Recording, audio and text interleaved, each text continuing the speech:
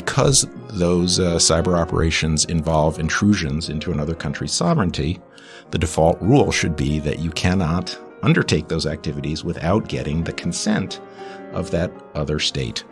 And so that's why we were talking a little bit about the issue of seeking the Mexican government's views about these activities. But as you noted, the statute doesn't require consent. It only requires consultation.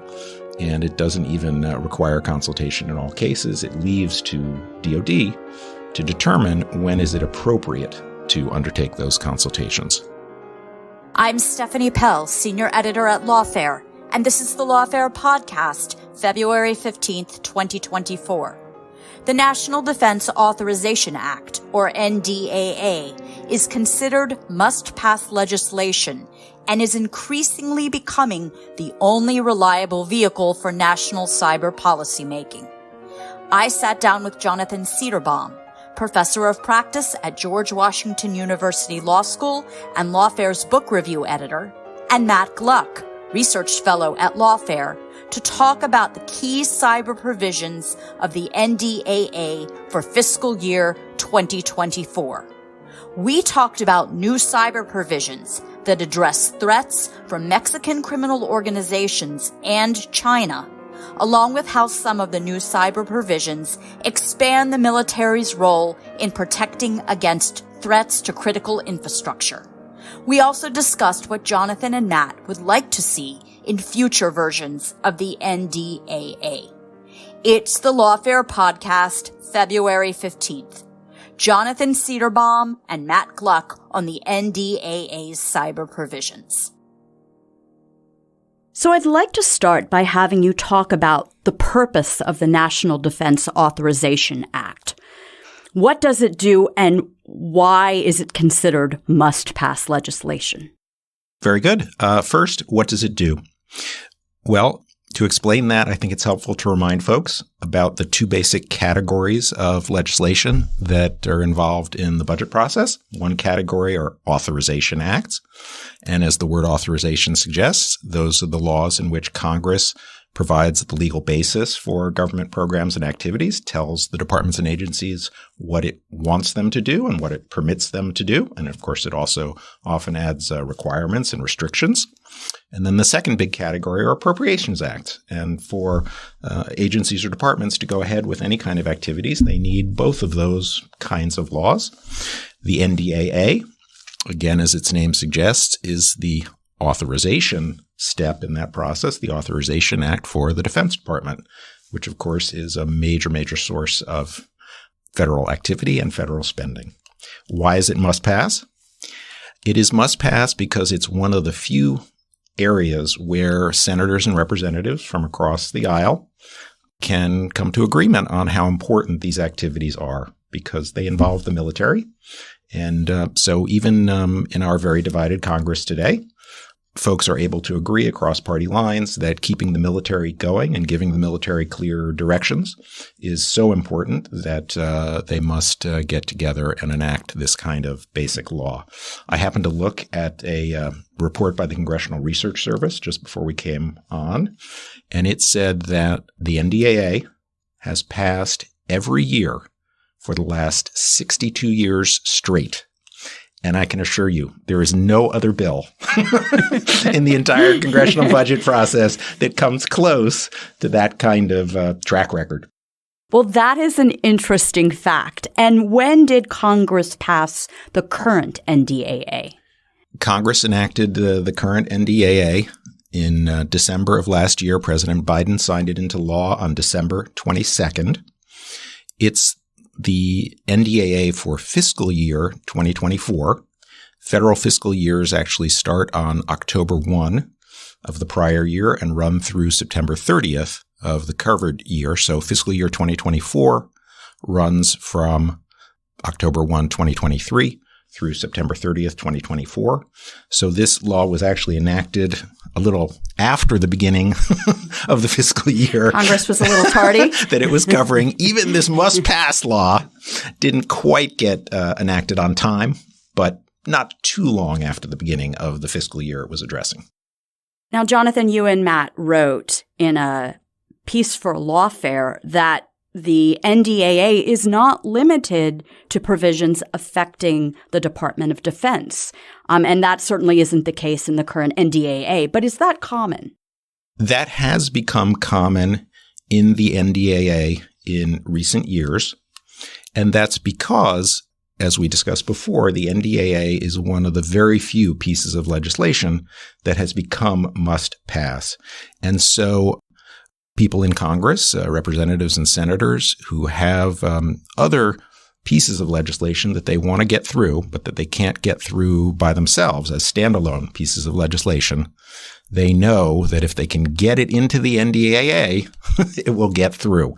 And that, of course, has created a great incentive to pack into the NDAA other provisions, that is, provisions that go beyond the Defense Department. And that's where we can start talking about the numerous cyber provisions that are in the current NDAA.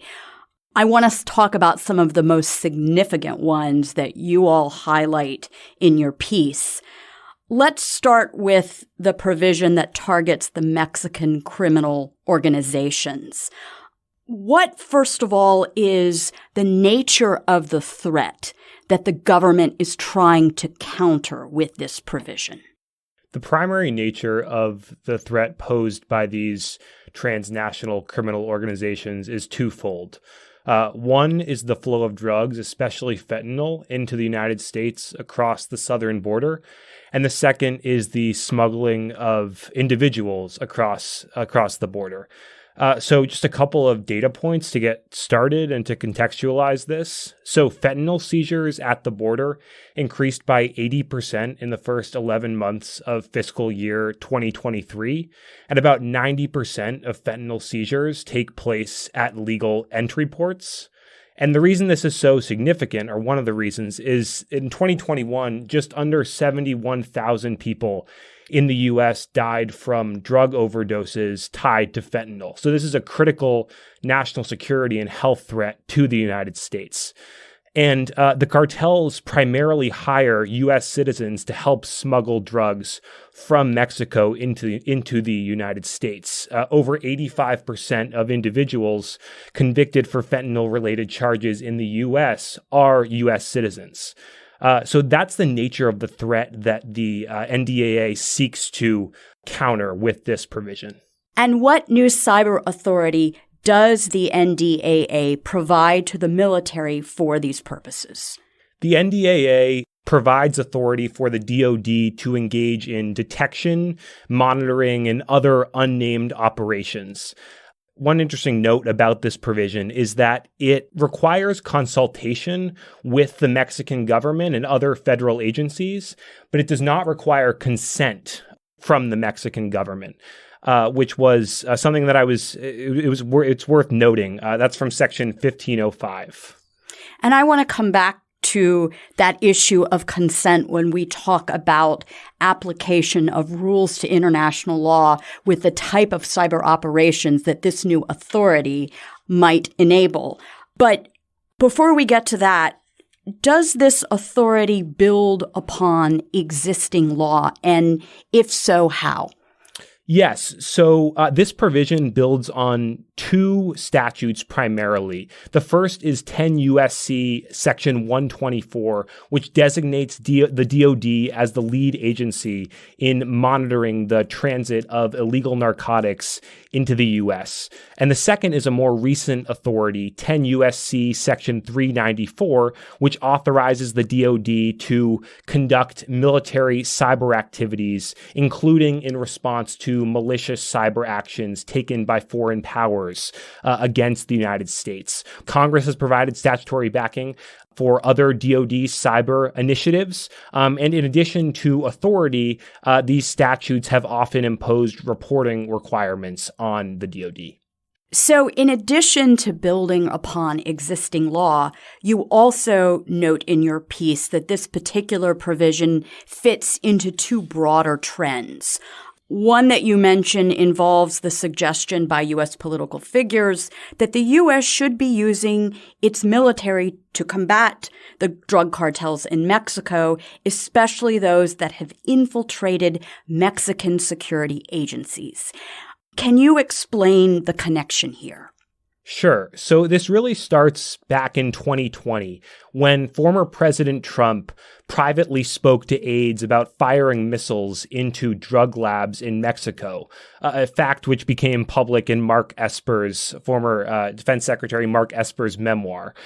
Since then, many Republicans have taken up this general idea of using large-scale force against Mexican drug cartels, and we saw significant support for this during one Republican debate when several candidates expressed a willingness to take this kind of military action against Mexican drug cartels. And on the Hill, Republican members of Congress have actually drafted an authorization for the use of military force, like the 2001 AUMF, but this one is directed at Mexican drug cartels. And some have advocated for designating these drug cartels as foreign terrorist organizations.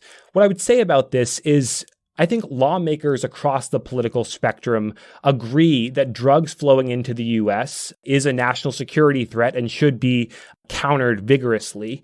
And I would say that the surveillance authorities that are provided in this NDAA against these drug cartels could fit into this large scale and what many would view and what I view as overly aggressive military action against the cartels, but they don't necessarily have to. These can also be smaller scale operations that help to target these very specific threats, national security threats that face the United States. So I would say we don't really know whether this provision fits into this narrative of using larger scale force against the drug cartels or whether it is separate and more specific.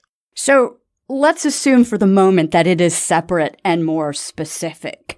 And as you mentioned before, this provision with respect to potential cyber operations it may enable really only requires consultation, not consent with the Mexican government, and then consultation only, quote, as appropriate.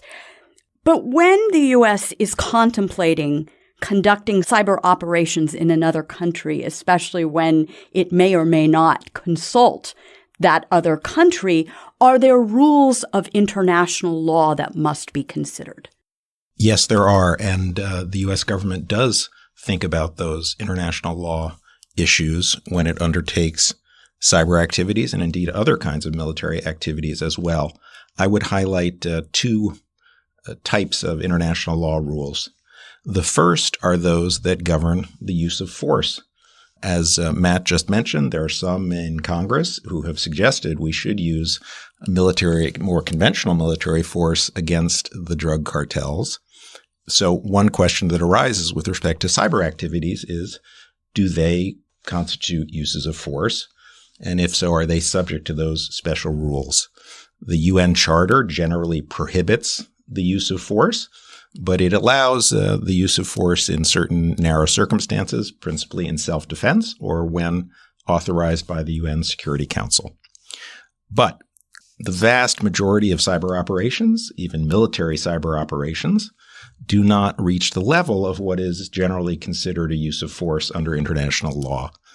There's no precise definition, but the U.S. and many other countries understand for these purposes that a cyber operation would only count as a use of force if it had some of the similar physical effects that typical uses of force, like sending a missile, like the missiles we're sending against the Houthis and the Iranian-backed militias in Iraq and Syria, causing that level of physical damage and casualties. It takes that kind of a destructive force, as it were, to constitute a use of force for purposes of international law. And cyber operations very, very rarely get to that level. So the first category, use of force, we have to think about, but it probably doesn't come into play a lot. The more frequently consulted international law rules have to do with principles of sovereignty. And those are principles that provide protection for each country to control what happens within its own borders. And again, historically, debates about sovereignty have typically been about not cyber activities, but physical activities.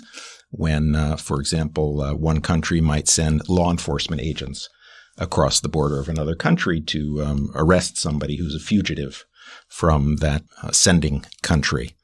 And there has been a very vigorous debate in the last few years that we've seen both by scholars and by former government officials about how to apply those traditional rules of sovereignty to the new domain of cyber. Some have taken a very, and by pronouncements by other countries' governments, there are more and more public statements by officials from other governments giving their views on these issues of sovereignty as well. And some among the scholars and the different government officials have taken a fairly restrictive view. There's a very important document that was put together by a group of scholars called the Tallinn Manual, which is a very detailed and careful effort to apply the traditional rules of sovereignty and use of force and so on to this cyber domain. And in the Tallinn Manual, and those who support its position, they interpret sovereignty quite strictly. And they say that many kinds of cyber activities that cross into another country's territory, another country's infrastructure, another country's computer servers will often violate that country's sovereignty if they cause really significant effects of any kind, not even close to the kind of use of force, big effects we talked about before. And because those cyber operations involve intrusions into another country's sovereignty, the default rule should be that you cannot undertake those activities without getting the consent of that other state. And so that's why we were talking a little bit about the issue of seeking the Mexican government's views about these activities. But as you noted, the statute doesn't require consent. It only requires consultation. And it doesn't even require consultation in all cases. It leaves to DOD to determine when is it appropriate to undertake those consultations.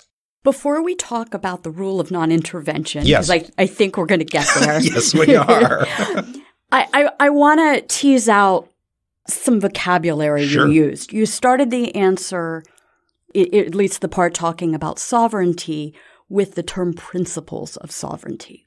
You also then talked about rules of sovereignty. And at least as I understand part of this debate, there is a real tension over whether sovereignty is simply a principle upon which other international rules of law flow, or whether it is in and of itself a primary rule of international law.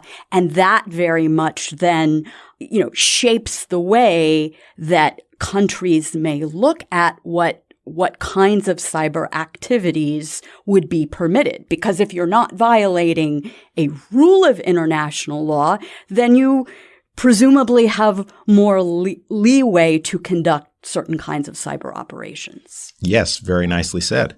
And I think to draw on the distinction you highlighted, the folks I was just describing, like the drafters of the Tallinn Manual who take the more restrictive view, their view is that, as you said, sovereignty is an independent rule of international law. And so if a cyber operation causes certain relatively limited effects inside the territory of another country, like effects on a server by manipulating the data on the server, that itself is a violation of international law, or maybe a violation of international law. And of course, if one country violates international law, that allows the country whose rights have been violated to respond in various ways. So there are consequences to international law violations. And also, of course, the United States prides itself on being compliant with international law, in part because we strive to be a rule-bound society, and in part because we want to encourage other nations to abide by those rules as well. So, yes, I think it's very important to understand the distinction you identified. On the other side is the group that doesn't see sovereignty as itself a binding rule of international law, but sees sovereignty as a principle that informs various other more specific rules of international law, but is not itself a rule, and therefore those folks take the view, and I think there are many probably U.S. government officials, certainly some of the people who have defended this view are former U.S. government officials, taken the view that because sovereignty is just a principle but not a binding rule, when the United States or another country engages in cyber operations that cause some of the typical kinds of effects that cyber operations do, that is changing data on a server, maybe even copying data from a server, perhaps even at a higher level interfering with the operation of a server, but only for a brief time. Let's say, as we sometimes read about in the papers, maybe a country wants to incapacitate a certain computer system for an hour or two while something else is going on in the physical world. Those kinds of activities, this sovereignty as principles group would say doesn't violate international or doesn't necessarily violate international law.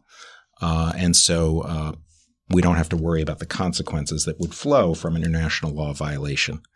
As you mentioned, even the folks in the sovereignty as principles camp, though, recognize that there are certain related rules that do place a limit on the kinds of intrusions, even under their more lenient view, that one country can undertake in another country's territory. And one of those rules is the one you mentioned, the rule of non-intervention.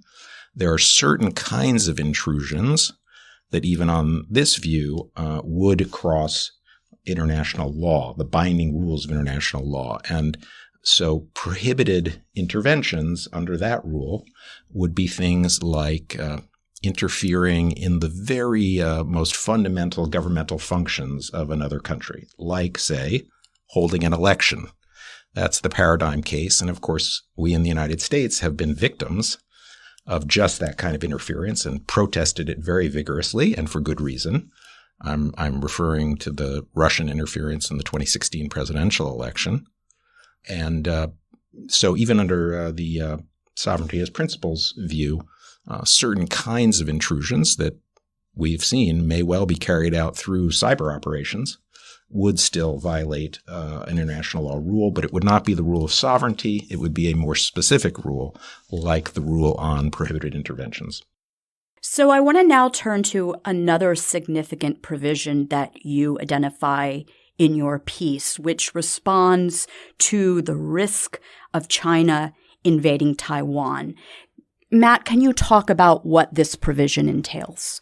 Sure. So this is Section 1518 of the bill, and it directs the Secretary of Defense to engage with Taiwanese officials to coordinate with the Taiwanese military on defensive cybersecurity activities. And as laid out in the NDAA, this cooperation includes three primary components. The first is the defense of Taiwanese military networks, infrastructure, and systems, including using U.S. Commercial and military technology to bolster those systems. The second is defending against malicious cyber activity, which is related to the first. And the third is conducting joint cybersecurity training and exercises with the U.S. and Taiwanese militaries. And the Secretary has 6 months to move on these initiatives before reporting to Congress on the department's progress. And how does this provision relate to DoD's own cyber strategy that was released in 2023? Sure. So first, I'll discuss some of the more general concerns that this responds to, and then get into some of the specifics of the cyber strategy. So the first thing is, if you've been watching the Chinese government, we've seen these more and more aggressive statements by Xi Jinping and others that appear more and more belligerent toward Taiwan. And also we saw during the Taiwanese January 13th election, a significant number of Chinese cyber attacks against Taiwanese networks. And the last kind of general point is both the cyber strategy and this provision in the NDAA reflects an understanding that any invasion of Taiwan is very likely to include large-scale Chinese cyber attacks. Maybe we'll be a bit surprised like we were in the Ukraine war, but it's very likely that we'll see these cyber attacks in a potential invasion of Taiwan. Now, more specifically, the cyber strategy sets forth 4 general categories. The one that's most relevant here is the third one, which is protecting the cyber domain with allies and partners. And specifically, that component of the cyber strategy discusses illuminating adversary actions in cyberspace and preventing those actions from disrupting important partner systems. And so we see in the NDAA and the cyber strategy this focus on using U.S. resources and expertise to bolster our partners and allies' systems, and specifically Taiwan. It's interesting, the cyber strategy doesn't actually call out Taiwan in particular, likely for political reasons. But we do see this very concerted focus on protecting Taiwanese systems in the NDAA and the cyber strategy. Now, another provision that you discuss in your piece, and this should come as no surprise to anyone, is defending U.S. critical infrastructure. Can you talk about how the NDAA expands the military's role in protecting critical infrastructure, and perhaps start with the electric power system? Sure. So I think a good place to start is 2018. So in 2018, the DoD initiated an effort called Mosaics, which is more situational awareness for industrial control systems. And the goal of Mosaics was to promote better security for these critical infrastructure systems, like those that facilitate power, water, and fuel. And the effort was designed to improve monitoring and response to malicious cyber activities that were seeking to undermine the U.S. systems. But the problem was that while Mosaics allowed the DoD or enabled the DoD to work with private industry to develop technology to advance these initiatives, it didn't actually allow the DoD to provide that technology to the private sector, which was a significant goal of Mosaics. And so the NDAA, Section 1514 of the new NDAA, fills that statutory gap by providing authorization for the transfer of technology from the DoD to the private sector. And then 2 other sections command the DoD to coordinate with the private sector to secure critical infrastructure. And those are sections 1513 and 1517, both of which establish pilot programs. So section 1513 establishes a program at the NSA's Cybersecurity Collaboration Center, which seeks to bolster the security of the U.S. microelectronics supply chain. And section 1517 orders the Secretary of Defense to establish a pilot program that will examine how to prioritize securing the critical infrastructure at military installations in the case of a large-scale cyber attack. So what's the first move? Who is making these decisions? Those types of things. And the Secretary must report on the status of these programs within 1 year to Congress, within 1 year of the passage of the NDAA. And the sharing of technology that you mentioned, that is across sectors, critical infrastructure sectors? That's right. Yes. So I would say there's a particular focus on electricity here, but we do see it across several critical infrastructure sectors. Yes. Power, water, fuel. Yes. So it also should come as no surprise that the NDAA contains provisions pertaining to artificial intelligence, or AI. And in your piece, you explain how it seeks to bolster DoD's use of AI systems and its ability to defend against them. Can you talk a bit about that? Sure. So there are several of these provisions in the NDAA. I'll discuss four. So the first is, and I'll try to do it briefly. The first is Section 1542, which requires the Defense Department's Chief Data and Artificial Intelligence Officer to establish a bug bounty program for foundational AI models that are being integrated into the DoD's operations. And these programs consist of AI experts seeking to find vulnerabilities in the AI programs the AI models that are being used in the DoD with the goal of patching these gaps. So that's the first one. The second is Section 1543, which requires the Secretary to establish a prize competition for the creation of technology that can detect and watermark generative AI to distinguish it from human-created content. And the participants in that program who are eligible include members of the private sector, members of the federal government, and from academia too. And then Section 1544 tasks the Secretary with a whole set of directives. These include, among others, reviewing the latest DoD AI strategy. It was first established in 2018, and there have been subsequent ones since then. And it also includes issuing DoD-wide guidance on the adoption of ethical AI principles. And finally, Section 1545 requires the Secretary within 1 year to complete a study on the operational capacity of AI within the DoD's mission. So those are the four primary AI-related provisions in the NDAA. So we've also seen relatively recently a new executive order on artificial intelligence come out of the Biden administration. How do the AI provisions in the NDAA supplement this executive order? Great question. Let me give you one example in which the executive order provisions and the NDAA provisions intersect or supplement each other. The executive order is 75 pages long. So as folks who've looked at it know, it covers the waterfront when it comes to AI. And the NDAA is also an enormous piece of legislation. The NDAA as a whole runs more than 3,000 pages, though the cyber provisions are not that long. But the one example I wanted to give of crossover has to do with one of the subjects that Matt mentioned as he was running through the four principal AI provisions in the NDA, and that is this issue about watermarking, which is to say trying to find ways to identify content that has been generated by AI rather than by humans, because we're worried about the malicious uses of that AI content, that it may be false, that it may be misleading.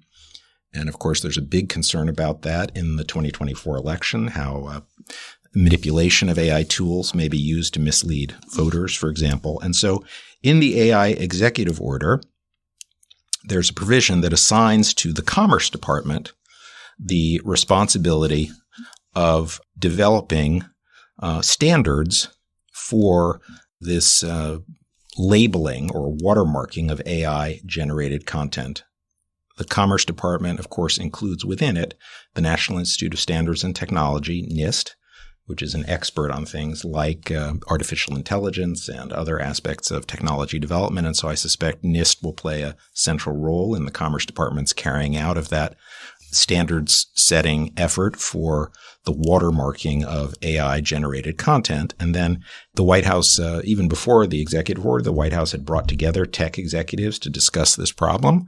And just, I think in the last day or two, we've seen Ann Neuberger, who is the Deputy National Security Advisor for Cyber and Emerging Technologies, address this issue again and say that the administration is urgently moving forward on efforts to develop, in collaboration with the private sector, presumably, methods for this watermarking of AI-generated content. And then, as you just heard from Matt, the NDAA, too, in the context of an assignment to DoD, also requires investigation and development of tools that can identify AI-generated content. So how the DoD directed process and the Commerce Department directed process and the White House overseen process will intersect or overlap is yet to be seen. Of course, it's not unusual that a subject of such great importance like this one may be a subject for activity in different parts of the government at the same time. We hope that they will coordinate their efforts in appropriate ways and come up with great solutions. Coordination is key, as I take it. As you noted before, though, the NDAA doesn't just limit its focus to the Defense Department. There are also a number of provisions, for example, directed at the State Department. And you explain in your piece that some of them mimic the four goals it pursues for defense. Can you talk a little bit about that? So, yes, the NDAA, the cyber section of the NDAA has a number of directives for the State Department. And the four goals that the NDAA pursues for the State Department that are similar to the ones that it pursues for DoD are expanding bilateral partnerships, improving AI capabilities, getting the departments or agencies, in this case state as well as DoD, to handle and use data in decision-making more effectively, and to improve the security of the systems used by priority programs and personnel, because those systems, in both the case of the State Department and the Defense Department, have been subjected to extensive cyber attacks, and in the case of the State Department, some quite successful cyber attacks, unfortunately, by our adversaries. And so the NDAA gives directives to the State Department on these subjects that are quite similar to the ones that it gives to the DoD. And there are also a couple of provisions you discuss in your piece that focus on intelligence collection and declassification. Can you talk a bit about those? Yes, sure. There are two relevant provisions here. The first requires the director of the NSA to report to Congress within 30 days of making a change to intelligence collection policy that is likely to result in a significant loss of intelligence.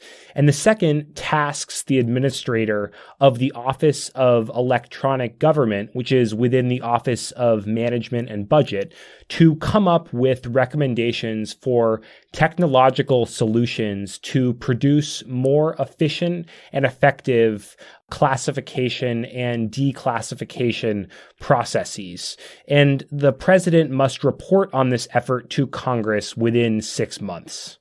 And I want to talk about then finally some thoughts on what future NDAAs should address.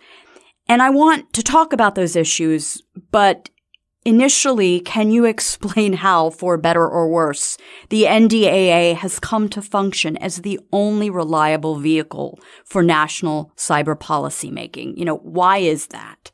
Yes, well, I think it goes back to the some of the points we discussed at the beginning of our conversation about why the NDAA has become one of the very few so-called must-pass pieces of legislation. When it comes to cybersecurity, as with many other areas of national lawmaking, Congress has struggled to come to agreement and pass standalone laws.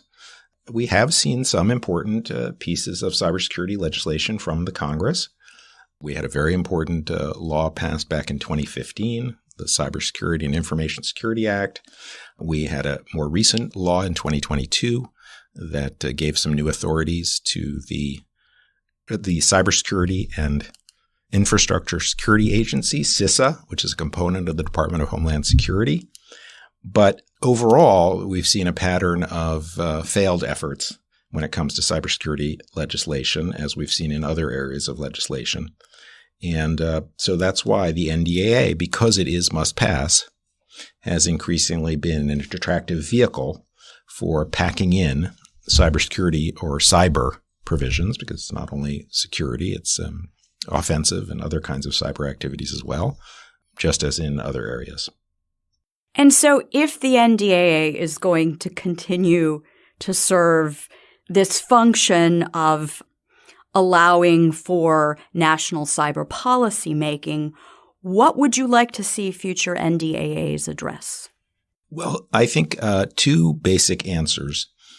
One of the weaknesses of making national policy in this way, that is by adding in scattered provisions to a larger bill rather than acting through standalone pieces of legislation, is that the committees that are most expert in these issues and that can hold hearings to get all the information they need and work methodically to respond to that information in building legislation, they don't play a central role in the construction of a bill like the National Defense Authorization Act. And so we miss the bigger picture approach that would be very helpful to have when it comes to cyber policy making. Instead, we get these collections of important but often somewhat unrelated cyber provisions in the NDAA, and they may not add up in total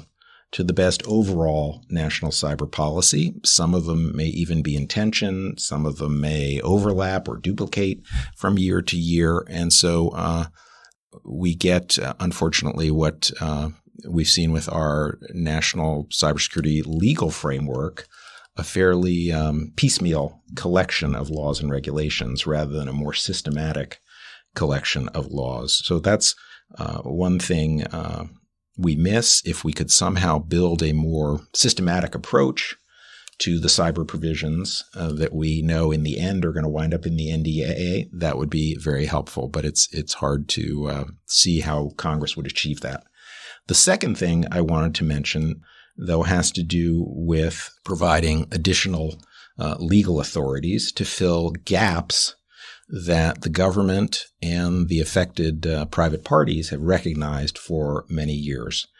And we've seen some of those gaps exposed recently when we've seen major cyber attacks in sectors of the economy where the relevant federal agencies are uncertain about their legal authority to impose cybersecurity requirements that might have protected against those cyber attacks. So, for example, early on in the first year of the Biden administration, there was a very significant attack that some may remember on the Colonial Pipeline, which was a big pipeline system on the East Coast that carried gas and oil. As a result of that attack, oil supplies were dramatically affected, gas stations were affected, and so on.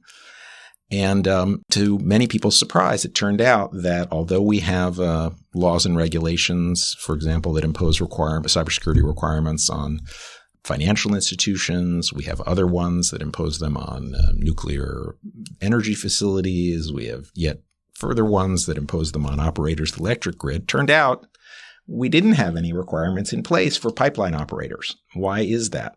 Well, there was no clear legal authority for it, or so the Transportation Security Administration, which is one of the agencies with principal responsibility for pipelines, thought.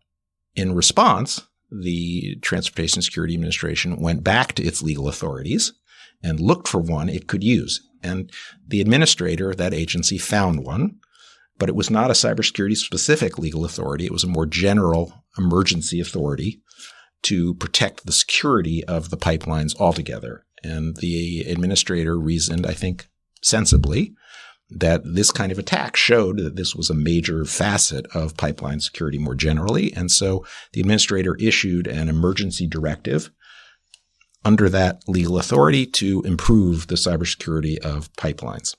That's one example where there was uncertainty about whether there was adequate legal authority for government agencies to take actions needed to bolster cybersecurity. A second, maybe even more dramatic example has appeared more recently when we've seen reports about Iran-linked cyber operatives infiltrating water systems in the United States, the local systems that make sure our water is clean. And that was not just reported in the press. It was recognized by the government itself. CISA, the expert agency for cyber defense, along with some others, put out a technical advisory warning about a particular vulnerability that those Iran-linked hackers had used in their infiltration of these water systems, and in order to try to caution the operators of those systems to fix the vulnerability. So we know Iran is trying to get into those systems. For what exact purpose, we don't know. But again, it's a clear threat. So you might think, well, why don't we have cybersecurity requirements for those water systems? And the Environmental Protection Agency, which has some authority when it comes to clean water, much like the Transportation Security Administration in response to the Colonial Pipeline problem, issued a memorandum under its more general clean water authorities to try to push these local water systems to do better when it comes to cybersecurity. But as with the TSA, but even more so, EPA was not so sure about whether these general emergency authorities, or in this case, clean water authorities, were enough to provide a solid legal foundation for this new water system cybersecurity memorandum. And not only was the EPA not sure, but they were quite promptly sued by a group of states who were not happy about the federal government trying to impose new federal cybersecurity requirements, even though it was in response to this, widely publicized, significant national security threat from a country that I think we all see as an adversary and a dangerous adversary.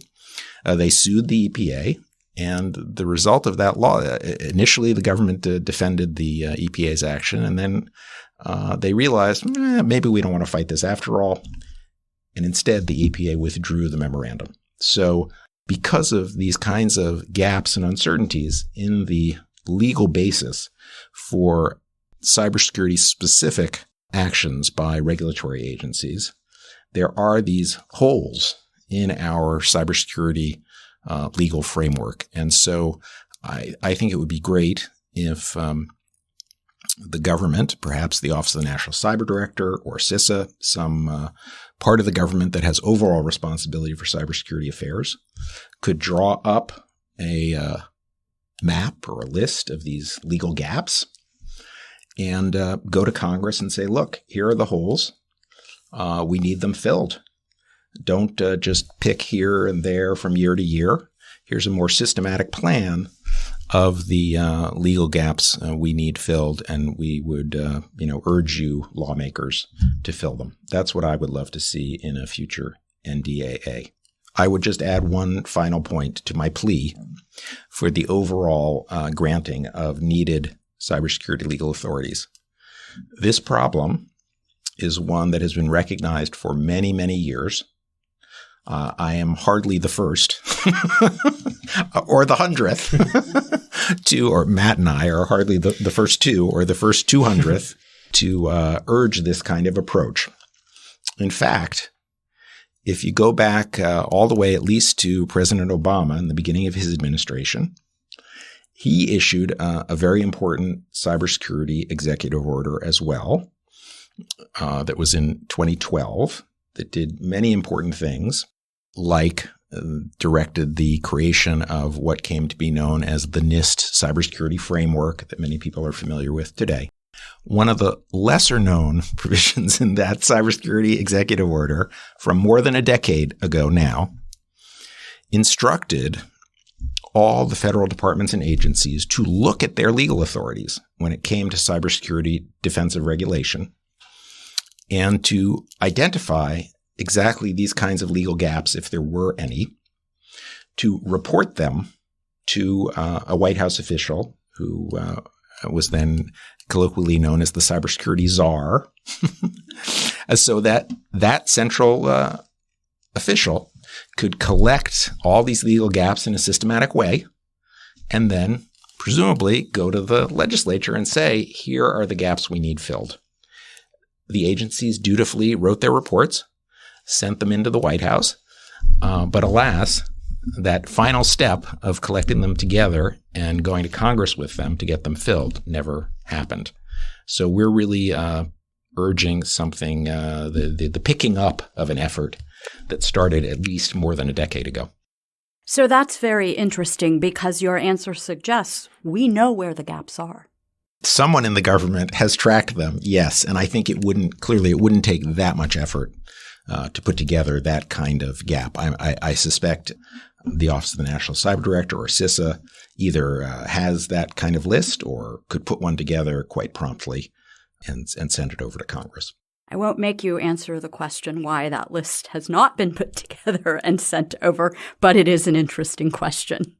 So with that, we'll leave it there for today. Thank you both so much for joining me. Thank you. Thank you. The Lawfare podcast is produced in cooperation with the Brookings Institution.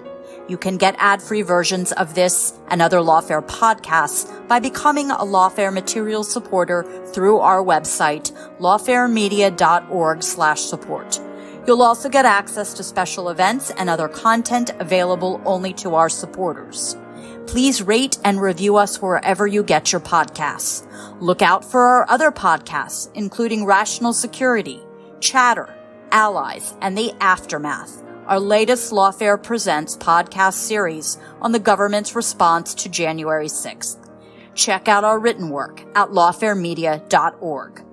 The podcast is edited by Jen Patja, and your audio engineer this episode was Kara Schillen of Goat Rodeo. Our music is performed by Sophia Yan. As always, thank you for listening.